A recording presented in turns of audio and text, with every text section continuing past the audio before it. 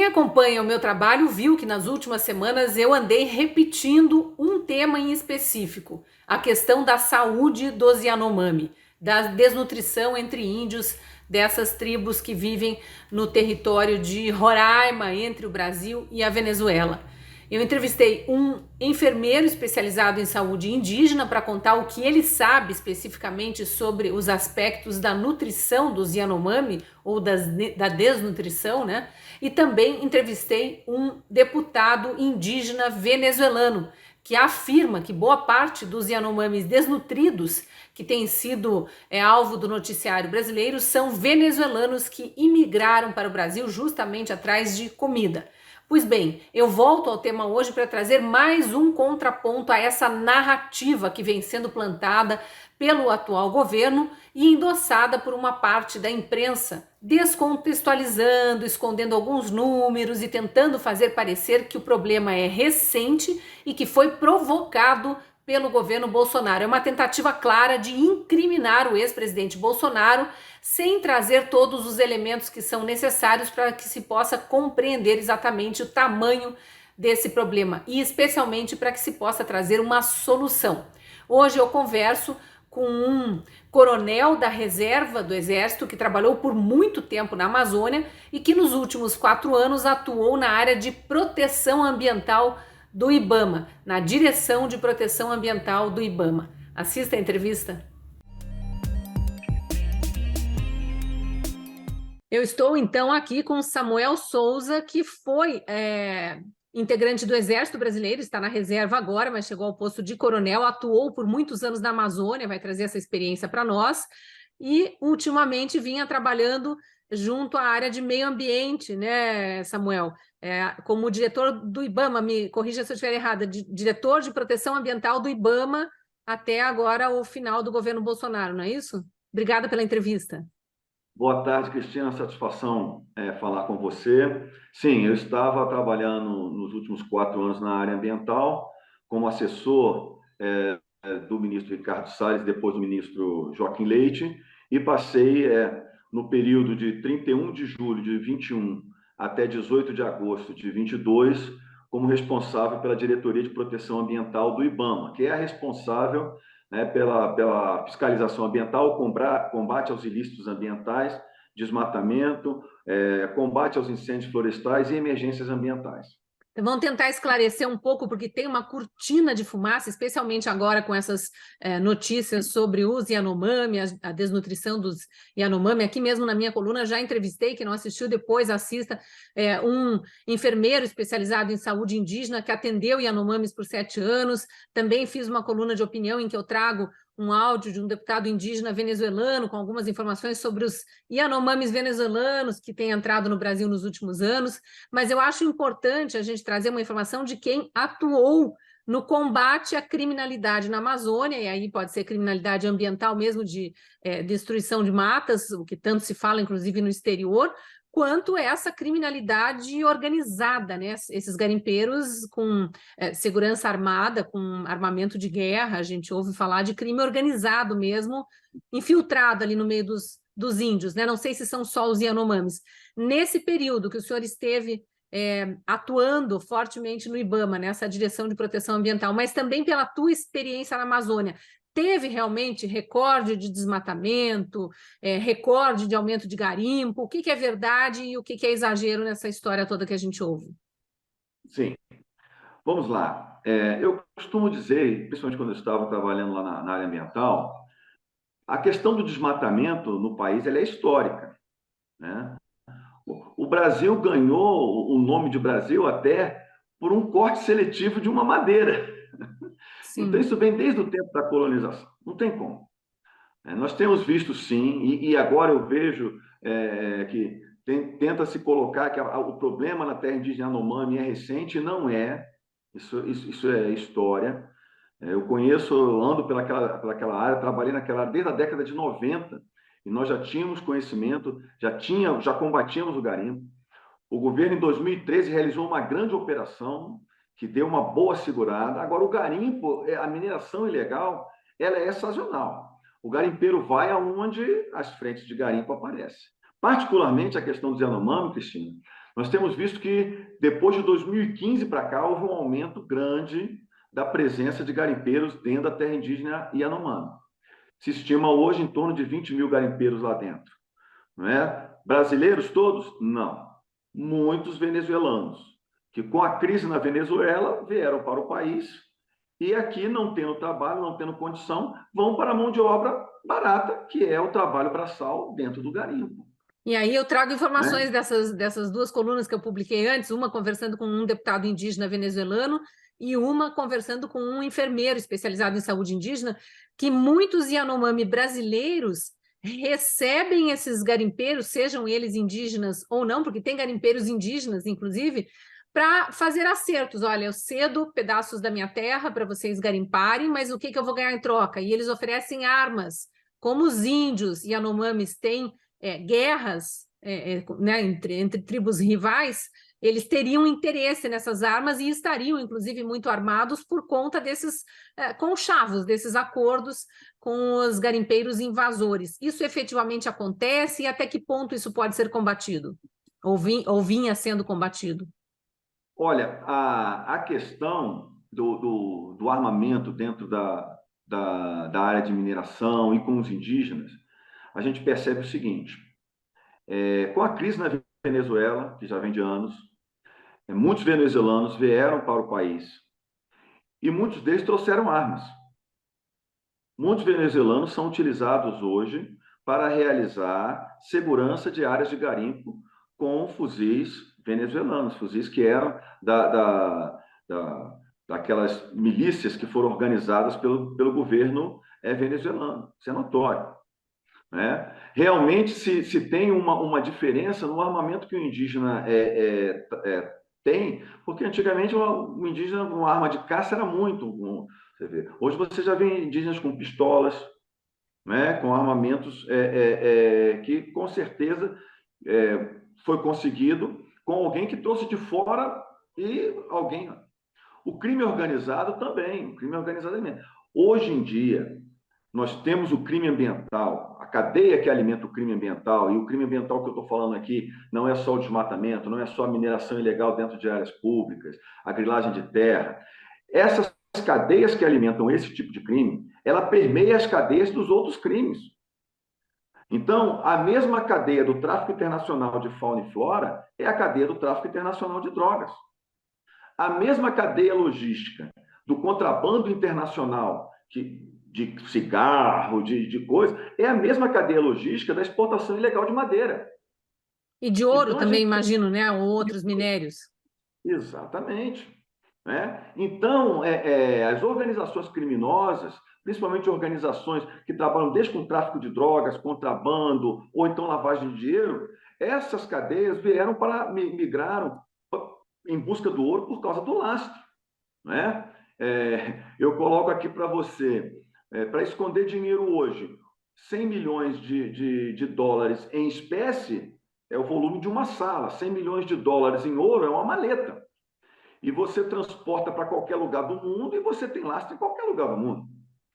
Não é? E não tem um controle mundial Então, o ouro hoje, embora o ouro seja uma riqueza antiguíssima, né, um tipo de moeda antiguíssima, é buscado por organizações sim. E o que acontece em especial na nossa Amazônia?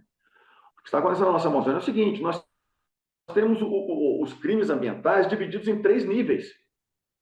Nós temos lá no nível inferior o garimpeiro, o operador de motosserra, aquele que está lá na frente, a mão de obra não especializada.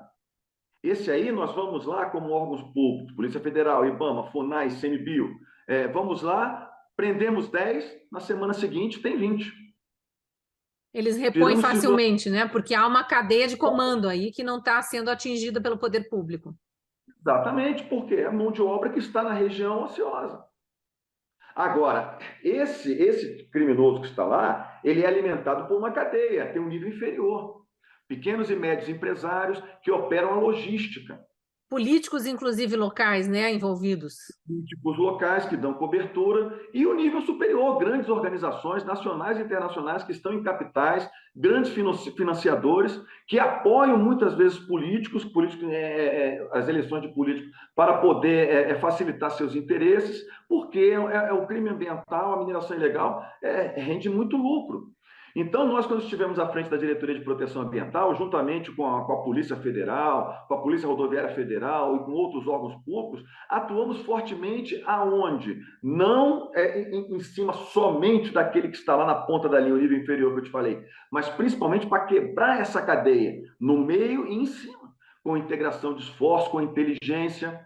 Aí vamos lá, Samuel. A imprensa, a gente sabe o tanto que ela trabalhou para derrubar o governo Bolsonaro, o tanto que ela omitiu de fatos que interessavam a população e exagerou em fatos que não necessariamente eram verdadeiros, ou pelo menos descontextualizando para dar uma interpretação errada. Eu acho que as notícias em relação à Amazônia entram nesse contexto. Eu estou falando isso porque eu estou aqui com o site do governo federal aberto, da época do presidente Bolsonaro, o site do IBAMA, nem sei se está no ar ainda isso, mas recebi esses links e estou aqui aberto, queria mostrar essa reportagem, é do dia 9 de setembro de 2021. O senhor estava à frente da Direção de Proteção Ambiental do IBAMA.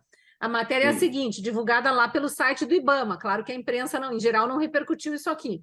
IBAMA embarga 59 pistas de pouso clandestinas que atendiam garimpo na terra indígena Yanomami. A operação também resultou na apreensão e inutilização de veículos e combustíveis. Então, isso aqui é apenas uma entre muitas reportagens, daqui a pouco eu vou falar de outras, mas que mostram que o governo Bolsonaro, sim, estava atuando não só para combater garimpo ilegal, como desmatamento ilegal, crime organizado na Amazônia e para a proteção dos Yanomami. O senhor pode explicar um pouco mais o que foi essa operação, especificamente aqui de setembro de 2021, que embargou 59 pistas de pouso clandestinas na Amazônia? Sim, isso aí foi uma operação que nós realizamos. Dentro dessa linha de raciocínio que eu te falei, né, o nível inferior, o nível intermediário, o nível superior da cadeia do crime ambiental, nós atuamos forte nessa cadeia intermediária, cortando o que? A logística. Então, todo fluxo de suprimento que entra na terra indígena para alimentar a mineração ilegal na terra indígena Yanomami, ou vai por rios, ou vai de avião, helicóptero. Só que essas aeronaves não têm autonomia de voar de Boa Vista para dentro da terra indígena. Então, elas precisam de prepostos de abastecimento que normalmente ficam na margem ali da Floresta Nacional, que está antes da terra indígena, em fazendas, né, em áreas particulares. Então, o que acontece? Essas organizações, esse meio intermediário, esses empresários, essas empresas fantasma, laranja, colocam pré-posicionado ali combustível em pistas de pouso que muitas vezes, Cristina, são estradas alargadas. Ou seja, dentro de uma fazenda, tem um estirão, uma reta, o trator vai lá, dá uma largada na estrada e a aeronave pousa ali, aeronave de asa fixa. Quando a ANAC chega para embargar, não é uma pista clandestina, é só uma estrada que está atendendo aquela região, né? Para que nós possamos caracterizar como uma pista clandestina, nós temos que comprovar que uma aeronave pousou ali. Está vendo como é que é? É complexo, e poder embargar, né, aquela propriedade. Mas ainda assim conseguiram, nessa operação específica, Sim, conseguiram embargar 59 pistas. Exatamente. Isso aí é um choque, porque você quebra a logística, né? Para você ter uma ideia, uma operação logo em seguida lá, nós embargamos a empresa que distribui combustível de aviação em Roraima, que dias depois foi autorizada pela Justiça, porque é a única em Roraima. Isso de uma investigação que nós fizemos muito direta. A quantidade de combustível que entra em Roraima, combustível oficial, é muito maior, é muito menor do que a quantidade de voos oficiais que Roraima tem.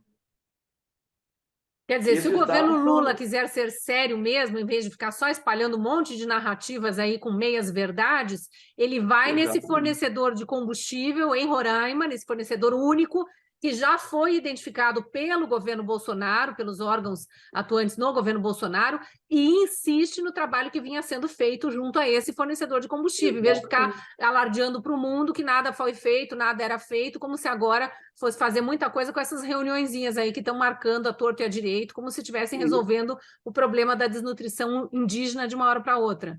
Isso é um trabalho sério, nós fomos um trabalho de investigação sério, nós fomos ver qual combustível que entra em Roraima, muito maior do que a quantidade de voos oficiais. Para onde está indo esse combustível? Combustível ilegal. Quem está vendendo? Quem são as empresas que estão vendendo? Embargamos a empresa, a justiça desembargou, logicamente, porque é a única empresa, ou seja, os voos comerciais de Roraima seriam prejudicados, mas está respondendo o processo. E a justiça precisa ficar em cima também, né? Não é só o governo federal passado atuar, esse governo fazer escândalo e a justiça continuar agindo do jeito que agia. Tem que ser continuado e apoiar os órgãos públicos de realizar a sua ação de forma independente e de forma correta, não com parcialidade. Não com parcialidade. Eu queria voltar na questão da parcialidade, porque eu tenho uma outra reportagem, essa aqui nem é de veículo oficial, é o Diário do Poder, é um veículo de imprensa, falando o seguinte, essa aqui é de outubro de 2022, aliás, a matéria foi atualizada em outubro de 2022, ela é de dezembro de 2021. O senhor ainda estava na Direção de Proteção Ambiental. Fala o seguinte, dados do INPE, Instituto Nacional de Pesquisas Espaciais, revelam que o desmatamento caiu ao menor nível da série histórica. E aí ele dá os percentuais aqui, quanto que foi caindo em relação aos anos anteriores. Né? Nesse mês específico aqui, que era dezembro de 2021, ele estava comparando, na verdade, os dados de novembro com novembro de 2020, tinha caído quase 20%, 19,4% em relação ao ano anterior, e 55,7% em relação a 2 anos anteriores, que ainda eram no período de governo Bolsonaro, mas mostra que o desmatamento realmente estava sendo combatido, tanto que foi caindo a níveis históricos, né? Combatido de forma veemente, com os recursos, porque nós tivemos recursos para fazer isso aí. Os recursos humanos foram colocados através de novos concursos que nós realizamos. Então, e fizemos sim. Tanto é que, para você ter uma ideia, o último dado PRODES, o que é o dado PRODES? É o dado oficial do desmatamento, que é medido de 31 de julho de um ano até 1º de agosto do ano A até 31 de julho do ano A mais um. Uhum. E isso, durante a minha gestão, durante o ano que nós tivemos aí, foi uma redução de 11,97 no desmatamento, dado do INPE, dado oficial.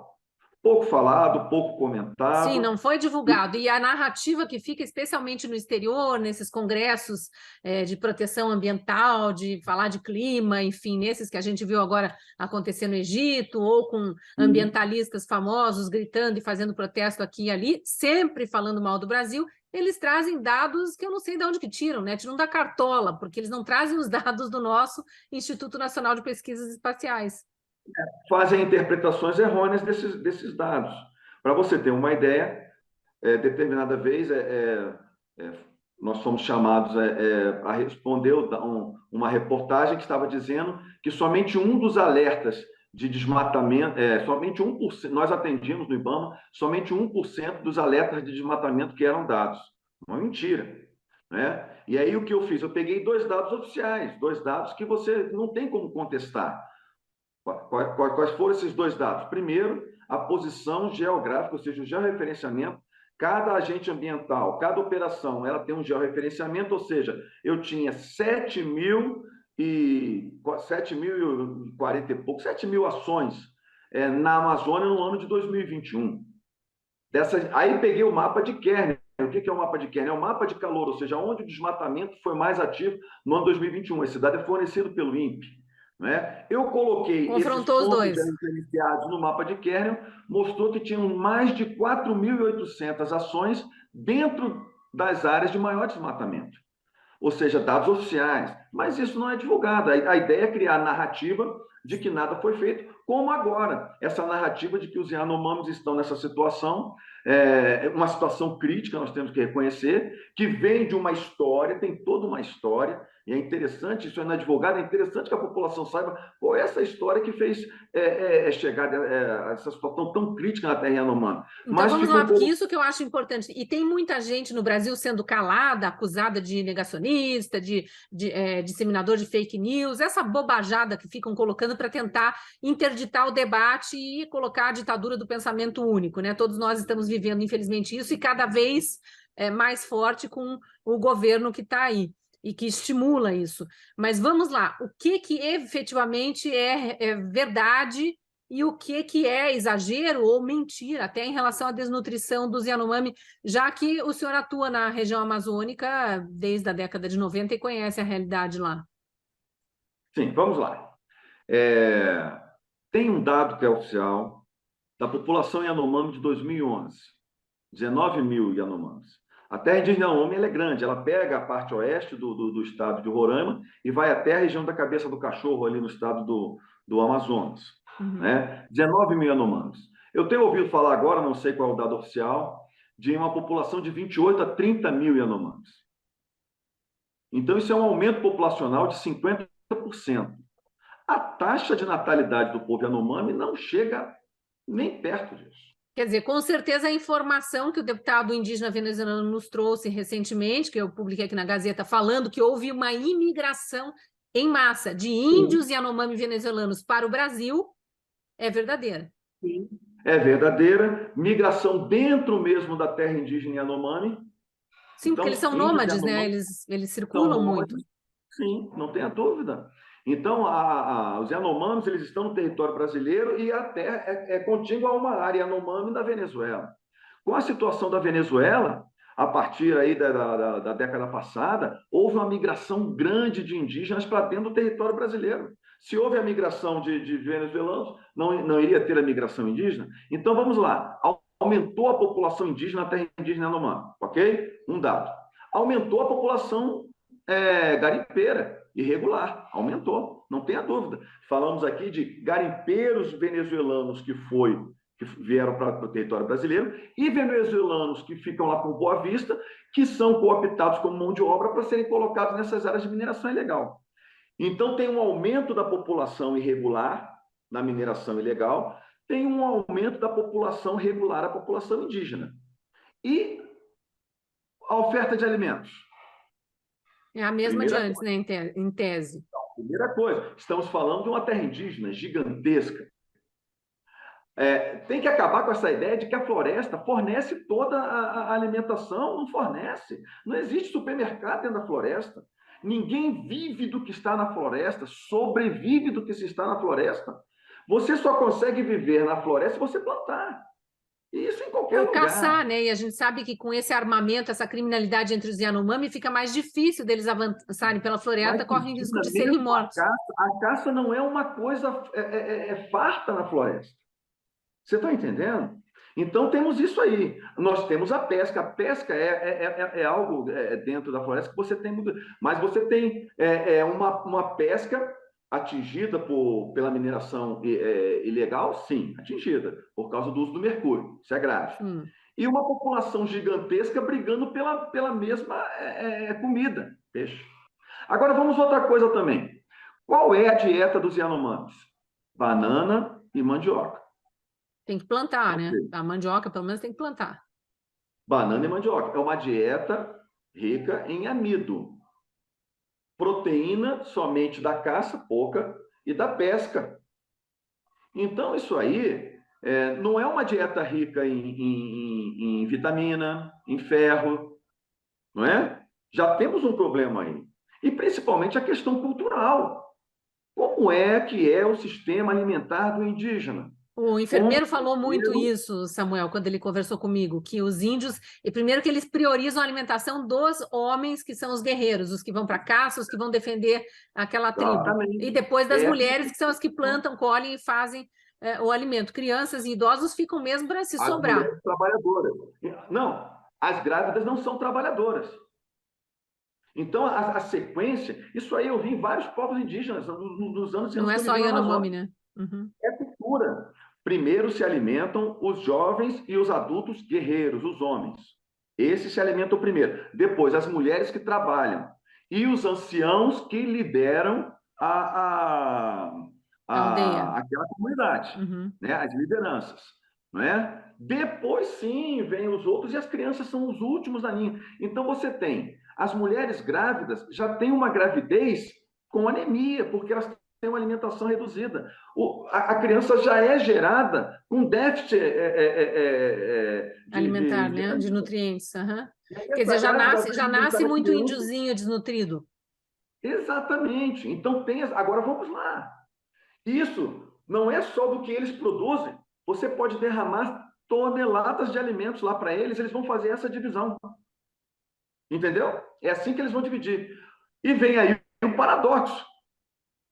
Vamos aceitar essa identidade cultural deles ou vamos lá ensinar a ter uma alimentação saudável e falar para que eles têm que mudar a forma de dividir o alimento para sobreviver? Então, Samuel, vamos entrar na reta final, até porque o nosso tempo aqui é curto.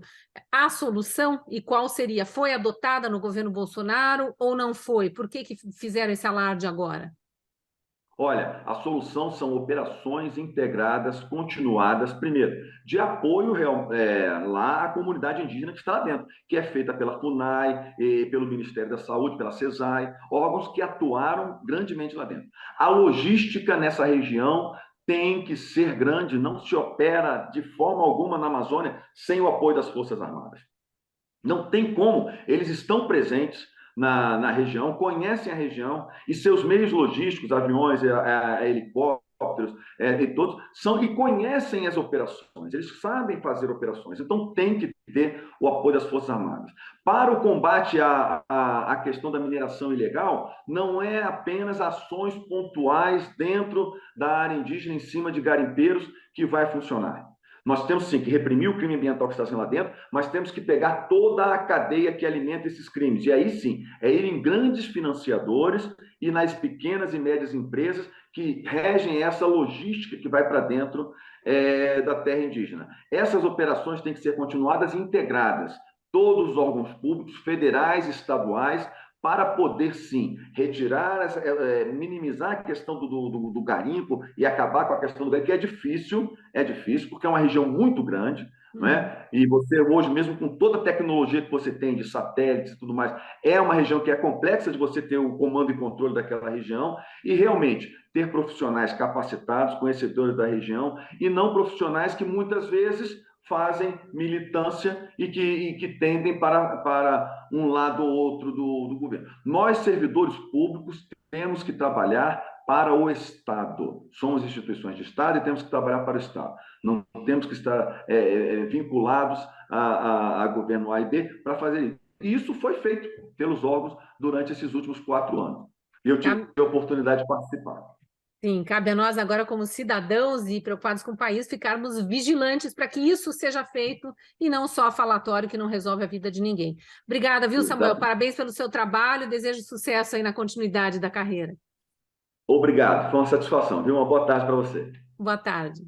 Agradeço também a você que esteve conosco até agora. Se gostou do vídeo, curta, comente, compartilhe para que ele chegue a mais gente. Se não estiver inscrito no YouTube da Gazeta do Povo, faça a sua inscrição, acione o sininho das notificações e assim você ajuda a Gazeta do Povo a atingir a marca de 1 milhão de inscritos. Está perto.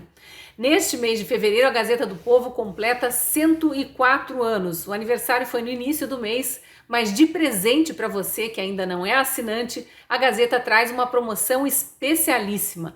1 ano de assinatura pela metade do preço, pagando apenas R$ 12,90 para ter acesso ao melhor conteúdo jornalístico do Brasil, pautado por convicções conservadoras, que são as mesmas da maioria dos brasileiros. Para ter acesso a essa promoção, basta clicar no link que está na descrição desse vídeo ou apontar a câmera do celular para esse QR Code da tela. Você vai estar ajudando a patrocinar um jornalismo único no Brasil e também tendo acesso a artigos, vídeos, podcasts produzidos por mais de 40 colunistas com exclusividade. Eu sou um dos colunistas lá da Gazeta do Povo e te espero no jornal.